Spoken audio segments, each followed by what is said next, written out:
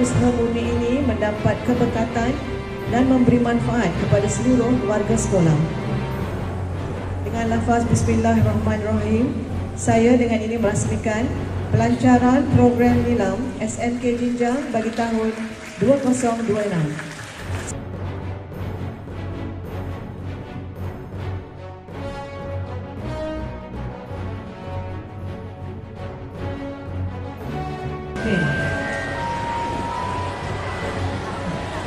Bunga melur dalam lapangan, di tepi kolam menjadi hiasan, pencipta pantun buat renungan, semarak hilang empunya wawasan. Bekas secambak bunga bubahan, jatuh seluruh di atas peti, membaca itu suruhan Tuhan, anak-anak turun menjadi bukti.